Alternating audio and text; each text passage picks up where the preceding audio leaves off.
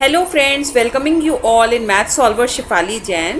Now we are going to deal with the previous year questions and the questions we will discuss in this video are the questions which is asked in CGL exams. So please watch this video very carefully and these questions will help you in preparation for different competitive exams as well. So let's start with the first question. एक dishonest merchant है means एक shopkeeper है जिसने अपने good को 12.5% loss पे cell किया on the cost price पे ये लॉस कैलकुलेट हुआ बट लेकिन जब वो सेल कर रहा था तो उसने 28 ग्राम का वेट यूज़ किया 36 ग्राम की जगह। तो उसका प्रॉफिट परसेंट और लॉस कितना हुआ हमको ये निकालना है। ठीक है, तो हम ऐसे क्वेश्चन में पहले तो CP ऑफ 1 ग्राम मान लिया करेंगे 1 रुपीज़। सो CP 36 ग्राम का कितना होगा मेरे पास 36 रुपीज़। ओके, अब उसको सेल करने पे 12.5% का लॉस हो रहा है और मैंने आपको लॉस का फॉर्मूला बताया था 100 minus L% upon 100 into CP SP होता है। ठीक है, लेकिन जब वो सेल कर रहा है तो कॉस्ट प्राइस तो 36 ग्राम की लगा रहा है बट कस्टमर को वो 28 ग्राम ही दे रहा है अमाउंट। ठीक है, तो SP of 28 gram equal to 100 minus 12.5 upon 100। CP यहाँ पे हम 36 ग्राम के रखेंगे क्योंकि वो 36 ग्राम पे बोल रहा है कि हमको 12.5% का लॉस हो रहा है बट वो डिसऑनेस्ट है मीन्स वो उसने क्या किया 28 ग्राम ही बेचा। ठीक है, तो यहाँ पे इंटू 36 कर दिया हमने। जब इसको सॉल्व करेंगे तो 87.5 डिवाइडेड बाई 100 इंटू 36 आ जाएगा। नाउ 875 को जब हम 25 से कैंसिल करेंगे तो 25 इंटू 3 75 और 25 इंटू 5 125। 4 को 36 से कैंसिल कर देंगे सो हमारा यहाँ पे बचेगा 7/2 into 9 that means 63/2। Okay, this is the price of 28 ग्राम।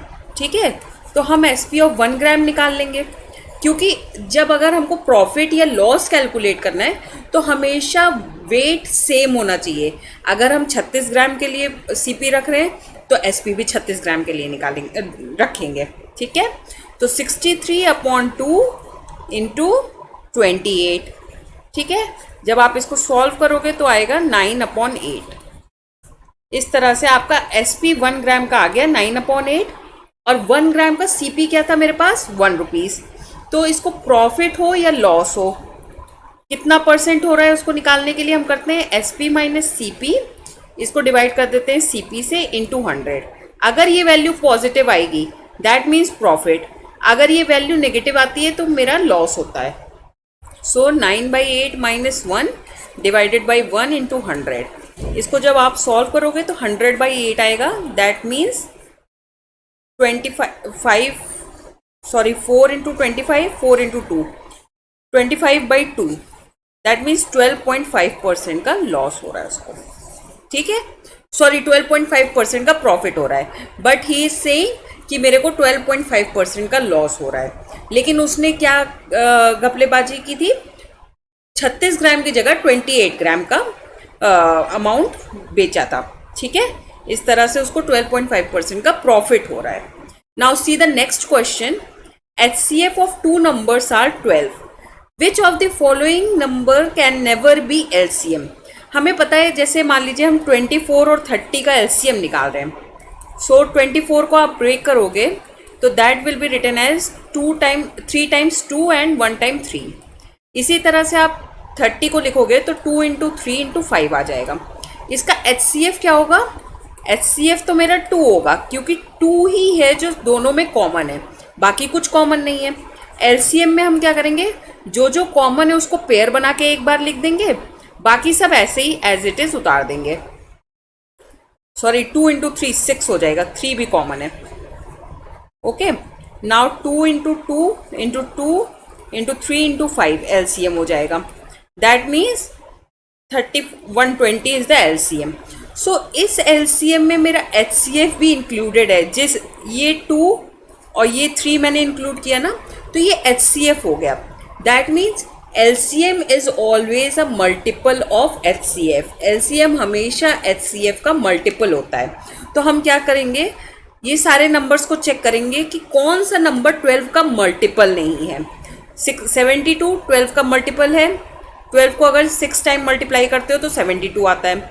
इसी तरह से 12 को अगर हम 5 टाइम मल्टीप्लाई करेंगे तो 60 आएगा। सो 1 और 2 ऑप्शन तो नहीं हो सकता।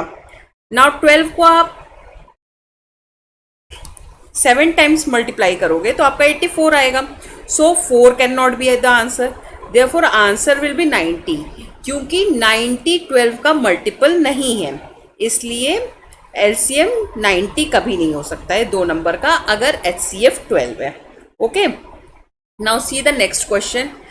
हमें मीन प्रोपोर्शनल निकालना है 169 एंड 144 का। मीन प्रोपोर्शनल क्या होता है, A:B इक्वल टू दिया हुआ है C:D, for example sorry A:C is equal to C:D। So C is the mean proportional. Mean proportional वो होता है कि फर्स्ट रेशियो का denominator should be equal to the numerator of second ratio. Okay, so इसका mean proportional हम कैसे निकालेंगे, C² equal to A into D, क्योंकि हम इसको क्या लिख सकते हैं, A/C इक्वल टू C/D। जब आप क्रॉस मल्टीप्लाई करोगे तो C² की वैल्यू आ जाएगी AD। तो अगर 2 नंबर को मल्टीप्लाई कर दो और उसका स्क्वायर रूट निकाल लो, that will give you the mean proportional. So यहाँ पे हम क्या करेंगे, 169 को 144 से मल्टीप्लाई करेंगे, उसको इक्वल टू C² लिख देंगे। So C will be equal to under root of 169 into 144, that means 13 into 12। Okay, so answer हमारा क्या हो जाएगा, 144 प्लस 12 मीन्स 156। मैंने ये कैसे मल्टीप्लाई किया, 13 को 12 प्लस 1 लिख लिया और इंटू 12 कर दिया। 12 इंटू 12 हमें ऑलरेडी पता होता है, मीन्स अप टू 15 का square we are use to, क्योंकि हम लोग हर क्वेश्चन में 12 का स्क्वायर 13 का स्क्वायर करते ही हैं, इसलिए 12 का स्क्वायर पता है हमें। 144 प्लस 12 मैंने कर दिया, सो 156 इज द आंसर। ओके, इस तरह से ये क्वेश्चन को आप सॉल्व करोगे। Now see the next question. ये ट्रिग्नोमेट्री का क्वेश्चन है, बहुत सिंपल क्वेश्चन है। इसमें बस आपको वैल्यूज पुट कर देनी है। cos 45 की हमारी वैल्यू होती है 1/√2। sec 30 की क्या होती है, 2 होती है, क्योंकि 2/√3 सॉरी, क्योंकि cos 30 की हमारी क्या होती है, √3/2। नाउ cosec 30 की क्या होगी, 2 होगी। नाउ सॉल्व इट, 1/√2, 2 कॉमन हो जाएगा, √3 प्लस 1 अपॉन √3। सो √3/2√2 इंटू √3 प्लस 1। अगर इस तरह से आपके चॉइसेस में दिया हुआ है तो आप उसको मार्क कर दोगे, otherwise you will rationalise the denominator, means ऊपर नीचे आप √3 - 1 से मल्टीप्लाई करोगे। So your answer will be √3 times √3 - 1 divided by 4√2। Okay, इस तरह से इस क्वेश्चन को हम सॉल्व करेंगे। Now see the next question. Which of the following number is a divisor of 49 power 15 - 1। अगर ये कोई भी नंबर इसका डिवाइजर है, that means this number should after division give remainder 0। ठीक है, हम कौन सा नंबर ऐसा लें जिससे डिवाइड करने के बाद मेरा रिमाइंडर 0 आए। ठीक है, अगर फॉर एग्जाम्पल हम 15 लेते हैं, यहाँ पे 50 लेते हैं कि 50 इसका डिवाइजर है, तो हम क्या करेंगे, पहले तो 50 को से यहाँ पे डिवाइड करेंगे। ठीक है, जब 50 से आप 49 को डिवाइड करोगे तो आपका रिमाइंडर आएगा -1। सो -1 की पावर 15 -1, क्योंकि -1 को 50 से डिवाइड करोगे आपका -1 ही आएगा। सो -1 की power 15 will give you -1 that means answer is -2। So 50 can not be possible. अगर हम 46 लेते हैं, 46 को 46 से अगर 49 को हम डिवाइड करते हैं तो हमारा रिमाइंडर 3 आता है, दैट मीन्स 3 की पावर 15 -1। सो अब 3 की पावर 15 को आप क्या लिख सकते हो, इसको जब आप सॉल्व करोगे तो आप देखना कि जैसे 3 की पावर 15 है, नाउ 3 इन 3 को आप 4 टाइम्स मल्टीप्लाई करो तो that will give you 81. Okay, 81 power 3 हो जाएगा एंड मल्टीप्लाइड बाई 3 माइनस 1. 81 को 46 से डिवाइड कर दो अगेन,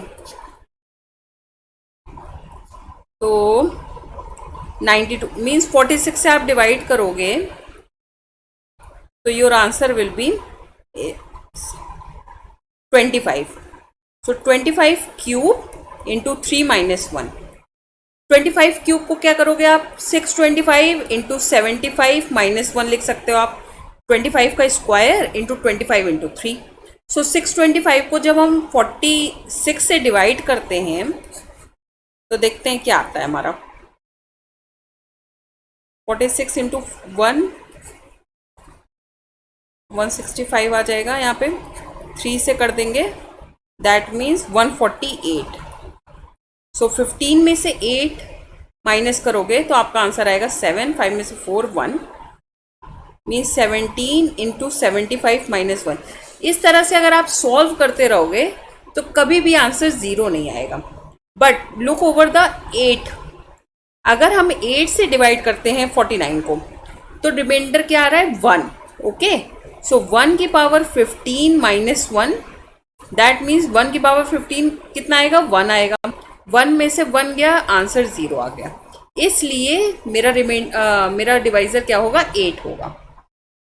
क्योंकि कोई भी नंबर 49 को डिवाइड करके आंसर 1 नहीं दे रहा है, इसलिए मेरा बट 8 हमें 8 से हम डिवाइड जब कर रहे हैं तो 49 will give you 1 as a remainder. So our answer will be 8. So this is how we will solve the question. And ये डिवाइज़र वाले क्वेश्चन मैं और सॉल्व करवाऊंगी अगले पार्ट में. Thank you so much for watching my video. Please मेरे channel को subscribe ज़रूर करिए एंड मेरी वीडियोज़ पे लाइक ऑप्शन का बटन प्रेस करना मत भूलिएगा. Thank you so much. Bye bye.